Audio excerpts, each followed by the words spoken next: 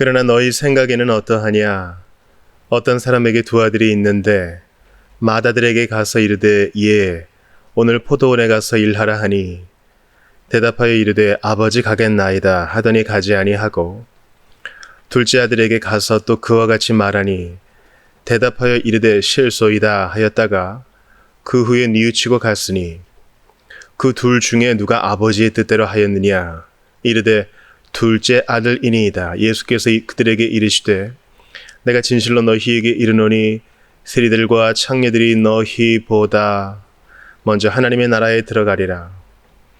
요한이 의의 도로 너희에게 왔거늘 너희는 그를 믿지 아니하였으되 세리와 창녀는 믿었으며 너희는 이것을 보고도 끝내 뉘우쳐 믿지 아니하였도다. 아멘. 하나님의 말씀입니다. 하나님께 감사합니다.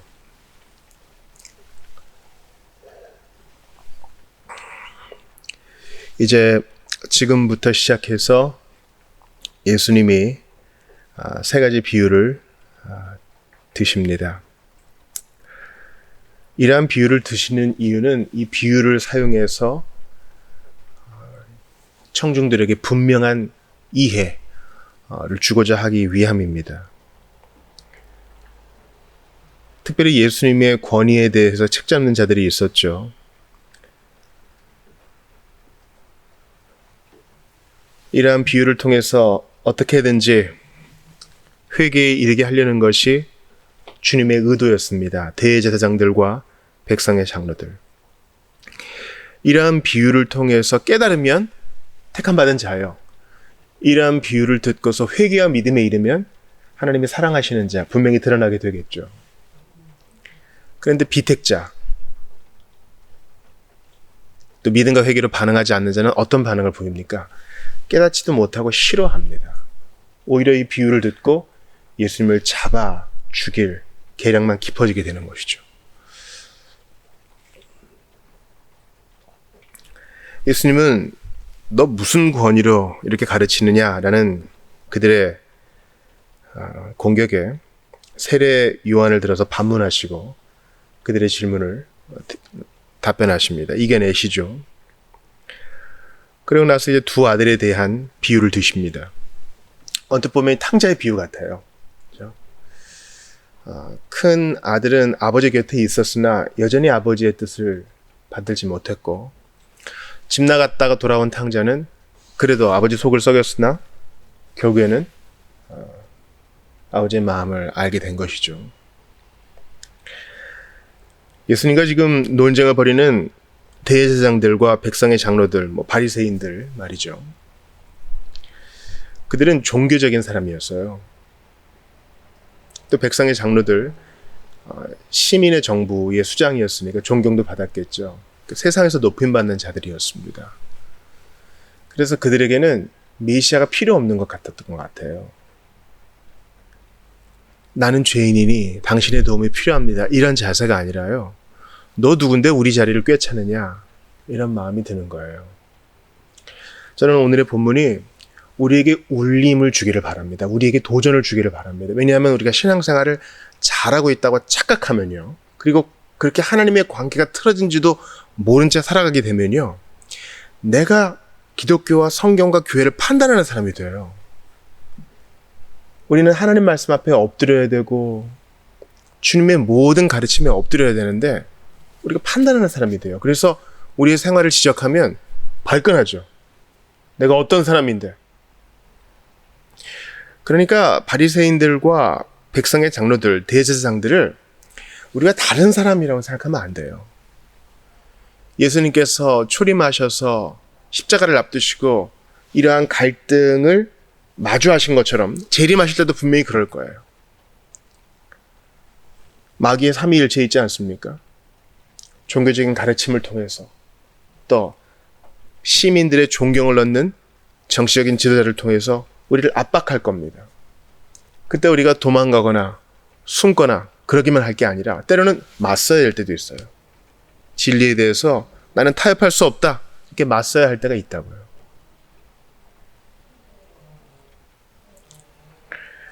그러므로 여러분께서 이 말씀을 바로 오늘 내게 지금 주시는 말씀으로 받기를 바랍니다. 나는 그래도 최소한 집은 안 떠났어 하면서 으름장을 놓는가? 자기 의에 빠져 있는가? 아니면 나는 한때 집을 나왔으나 아버지 마음을 아프게 했으나 이제 두 손 들고 나아오니 나를 받아주소서, 이런 마음으로 나아가는가? 자기를 점검해 봐야 돼요. 포도원에 나가서 일하라 라는 이 두 아들에 대한 비유에서 아버지가 말하죠. 예, 오늘 포도원에 가서 일하라.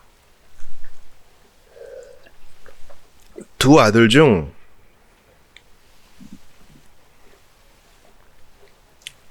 첫 번째 아들은 가겠습니다 말만 하고 가지 않았고요. 둘째 아들은 처음에 싫다 했다가 뉘우치고 갔습니다. 이 명백한 비유 앞에서 예수님이 누가 더 나으냐, 누가 아버지 뜻대로 했느냐, 그럴 때 세례 요한에 대한 대답을 이렇게 우물쭈물하고 부정직하게 했던 자들도 이거는 피해갈 수 없죠. 분명히 말은 그렇게 했을지라도 아버지 뜻을 받던 둘째 아들이 더 나은 거죠. 그럼 명백한 거죠. 이건 피할 수 없는 거죠. 그러면서 주님이 아멘 아멘 진실로 그들에게 가르치십니다. 이 둘째 아들이 세례와 창기들과 같은데 그들이 너희보다 먼저 하나님 나라에 들어갈 것이다. 첫째 아들과 같은 너희들은 말은 풍성하고 많은데 행함이 없구나. 즉 뉘우침, 회개가 없구나. 끝내 믿지 않는구나. 그래놓고 너희는 둘째 아들을 책 잡는구나. 아유, 말로 싫다 그러고 나쁜 놈. 탕자의 집에 남은 그 형처럼, 아유 저 나쁜 놈, 가산을 탕진하고 나쁜 놈. 그러면서 어느덧 자기는 아버지의 뜻과 멀어지는 거예요. 물론 이 두 아들이 다 부족하죠. 첫 번째 아들이 더 부족하나 그도 온전하지 않고, 둘째도 마찬가지입니다. 가장 좋은 건 뭐겠어요? 예 하겠습니다 하고 행실도 그렇게 하는 거죠. 그러나 죄와 허물로 죽은 우리는요, 하나님의 뜻에 우리 스스로의 힘으로 맞출 수 없어요. 가장 좋은 게 있지만 그러지 못한단 말이죠. 그래서 제일 중요한 단어는요, 뉘우치고. 이게 회개란 뜻이에요. 그 후에 뉘우치고, 늦더라도 뉘우치고 돌이키는 거예요. 그러니까 회개라는 용어가 좀 낯서신 분들은요, 뉘우침, 돌이킴 이렇게 생각하시면 돼요. 우리는 착각합니다. 말이 번드르르하고 화려한 사람이 더 많이 회개했구나 이렇게 착각할 수 있는데 그러지 않아요. 오히려 묵묵히 고요히 있어도 실제 삶을 바꾸는 자가 하나님을 기쁘시게 하는 자요, 주님의 뜻을 받드는 자입니다. 예수님은 이 땅에 오셨을 때 말쟁이들 편을 들지 않으셨어요. 종교 지도자들, 대제사장들, 백성의 장로들, 바리새인들, 서기관들 다 말쟁이죠. 전문가들이에요.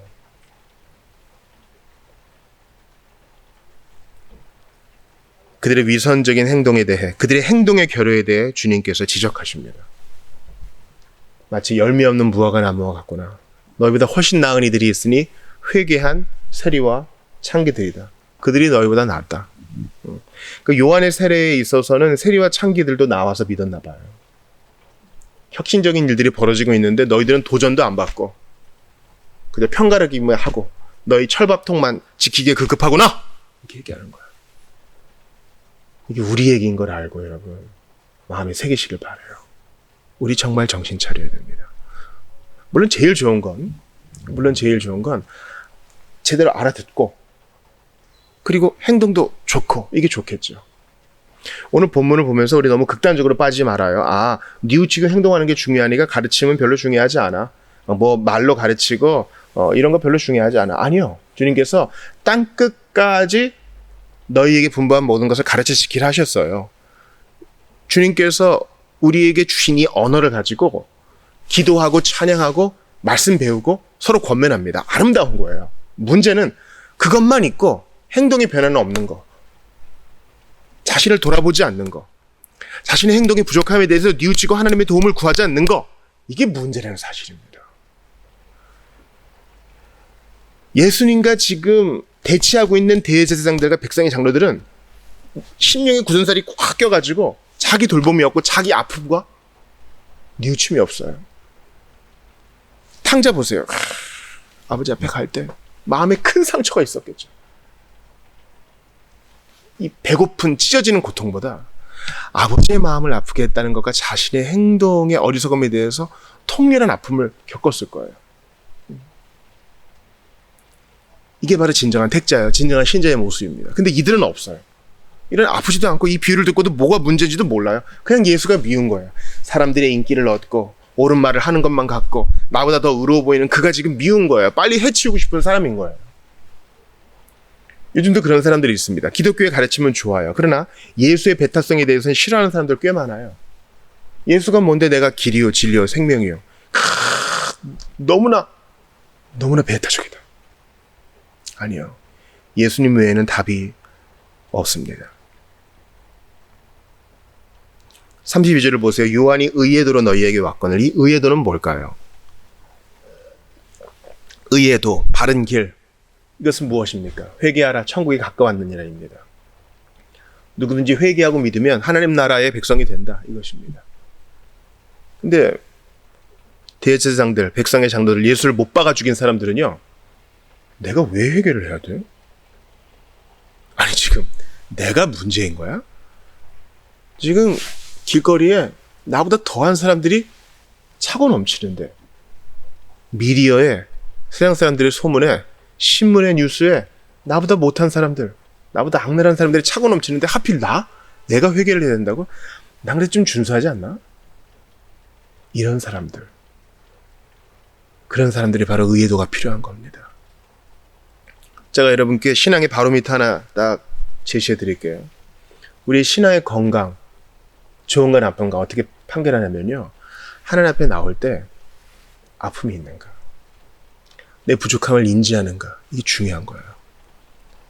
나는 괜찮으니 다른 사람이나 돌봐주세요. 아니요. 나의 죄, 나의 부족함이 주님의 빛을 비추어 주실수록 더욱더 크게 느껴져서 매일 뉘우치는 자가 신자입니다. 그 뉘우침은 행동의 변화까지 포함하는 거예요. 예수님이 아주 혁명적인 말씀을 하시죠. 그 둘 중에 누가 아버지의 뜻대로 하였느냐 이르되 둘째 아들이니이다. 예수께서 그들에게 이르시되 내가 진실로 너희에게 이르노니 세리들과 창녀들이 너희보다 먼저 하나님의 나라에 들어가리라. 우리가 토요일마다 라일의 책을 읽는데요. 회개했다 하면서 주님의 예정에 대해서 논하면서 끝끝내 악랄하게 물건값을 깎는 신자들에 대한 안타까움이 실려 있어요. 맞습니다. 그래서 우리가 공동체가 필요한 거예요. 우리의 행동의 부족함, 잎사귀가 무성한 무화과 나무 같은데 열매 없는 내 모습을 지체들에게 드러내고 도움을 구하고 또 다른 사람들의 나눔을 들으면서 내 부족함을 깨달아 더욱더 예수께 매달리고 도움을 요청하고 계속 뉘우쳐 나가며 알게 모르게 성숙해가는 곳이 바로 공동체입니다. 혼자서는 이거 못해요. 백성의 장로들과 대제사장들, 바리새인들은 정치적으로 엮여 있기 때문에 평소에는 막 배타적으로 싸워요. 그러다가 예수 죽이는 일은 하나가 되고 자신의 일을 마치면 또 흩어져 또 싸웁니다. 모세의 율법과 성경의 가르침을 완전히 왜곡한 것이죠. 사랑하는 여러분 어떠세요? 오늘 본문을 보면서 자신을 돌아볼 수 있기를 바랍니다. 절대 극단으로 빠지면 안 돼요. 오늘 본문 보니까 뉘우침과 행동이 중요하다 그래서 행동주의로만 가면 안 돼요. 신약 성경의 가르침은 바른 교리가 바른 행동을 이끌어낸다라는 것이기 때문에 행동만 중요해 이렇게 가서는 안 돼요. 교리적 가르침은 필요하지 않아 이렇게 가서도 안 돼요. 우리는 균형을 잡아야 됩니다. 또 다른 극단으로 가서도 안 돼요. 반드시 행동은 바른 가르침으로만 나오니까 우리는 가르치는 거에만 집중하겠다. 아니요. 행동할 수 있도록 권면해야 되고 수정해야 되고 때로는 책망도 해야 됩니다. 자동적으로 행동에 이르지 않아요.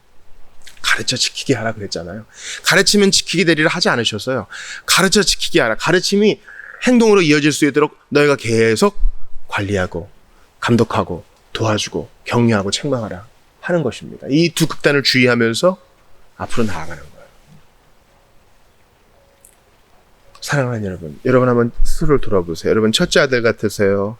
아니면 둘째 아들 같으세요? 여기에 대해서 제대로 당당히 답할 사람 누가 있겠습니까? 왜냐하면 인생사가 이렇게 딱 부러지진 않거든요. 나는 둘째 아들과 비슷한 것 같아. 처음에 하고 안 간 것도 있지만 아니요 하고 뉘우치고 하려 했다가 좀 게을러지기도 하고 또 이렇게 슬쩍 보는 눈이 없으면 또 농땡이 피우기도 하고 깔끔치 않은 내 모습이 있어요. 그럼에도 불구하고 하나님의 은혜로 기회 얻은 자로서 오늘도 여기 서 있는 것입니다. 그러므로 여러분께 오늘 특별히 신자 여러분께 제가 도전합니다. 28절 보세요. 예, 오늘 포도원에 가서 일하라. 여러분 지금 비가 오거든요. 예, 오늘 포도원에 가서 일하라. 비가 오면 일 못해요, 여러분. 또 밤 되면 일 못해요. 예, 오늘. 내일은 기약할 수 없고 어제는 지나갔으니 일할 수 있는 오늘. 낮에 해가 있을 때, 너의 기운이 있을 때, 너의 청년의 날에 너에게 주어진 그 짧은 그 시간 나의 뜻을 받들어 일하라 하십니다. 신자 여러분, 마귀와 사탄은요 매끈한 모습으로 우리한테 나타나요. 미디어에 나온 대로 뿔을 달고 우리를 홀리는 그런 모습보다는 아주 매끈하고 나이스하게 나타납니다. 그리고 우리를 게으르게 하는 데 관심이 있어요. 야, 내일에 너 인생을 즐겨야지. 마치 하와를 홀렸던 뱀처럼 말이죠. 아주 귀에 달콤한 얘기들로 우리를 홀려요. 우리를 게으르게 해요. 근데 아버지는 우리에게 예, 오늘 일하라 하셔요. 일할 수 없는 밤이 곧 오기에 주께서 우리에게 기회 주시고 사명 주시고 또 능력 주실 때 그거 받들어야 됩니다. 벌써 금요일이고 세월 금방 갑니다. 그러니 세월을 아껴서 오늘 우리의 포도원, 우리에게 주신 그 포도원에서 열심히 일합시다. 우리가 능력이 많은 것도 아니고 모든 것을 다 감당할 수도 없어요. 세상을 구원할 능력이 우리에게는 없어요. 그저 우리에게 맡겨진 일을 충성스럽게 할 뿐입니다. 그거 하기에도 벅차요. 그러니 어찌 게으르겠습니까? 예, 오늘 일하라. 어제는 지나갔고 내일은 기약할 수 없으니 아버지께서 오늘 우리에게 분부하신 그 모든 일, 그게 작은 일일 수 있어요. 여러분 생각해 보세요. 여호수아 8장 볼 때 우리는 이미 이겼다는 결론을 알지만 매복한 사람들은 얼마나 두렵고 떨렸을까요? 거기서 그냥 밤을 보내야 되잖아요. 또 다시 한번 정면승부하는 사람들은 얼마나 많은 생각이 있었을까요? 그래도 믿음으로 나아가는 거예요. 한 걸음 한 걸음 나아가는 거라고요. 여러분 가서 나귀를 끌어오라. 두 제자는 얼마나 생각이 많았을까요? 주인한테 책 잡히는 거 아니야. 우리는 결론을 알지만 당사자들은 떨린다고요. 우리에게 맡겨진 작은 일들 주님의 일처럼 느껴지기 쉽지 않아요. 그러나 믿고 한 걸음씩 의의 길을 가면 하나님이 잘하였다, 충성된 종을 하셔요. 그러므로 일할 수 있는 시간이 우리에게 많지 않음을 기억합시다. 시간 지나면 또 피곤해지고 우리는 또 먹어야 되고 자야 되고 그렇게 충전을 해야 또 일을 합니다. 일할 수 있는 시간이 늘 있지 않아요. 노인들 얘기 들어보셔요. 어쩌다 보니 이렇게 되었다. 생각은 20대 같은데 어느덧 70대의 육체에 갇혔다. 이런 얘기 합니다. 우리가 그렇게 인생을 후회하지 말고 또 그런 날이 있다 할지라도 바로 오늘 주님의 뜻을 받들고 바로 오늘 주께서 우리에게 맡겨주신 그 사랑의 일, 사명의 일, 전도의 일, 충성의 일 잘 감당하셔서 주님께 칭찬되는 여러분 되시기를 주의 이름으로 축원합니다. 오늘 말씀을 정리할게요. 말씀 앞에 설 때마다 통렬한 아픔과 뉘우침과 깨달음이 있다면, 고통이 있다면 당신은 택함받은 자입니다. 이 말씀을 듣고도 뭐라는 거야? 하면 여러분 회개하셔야 돼요.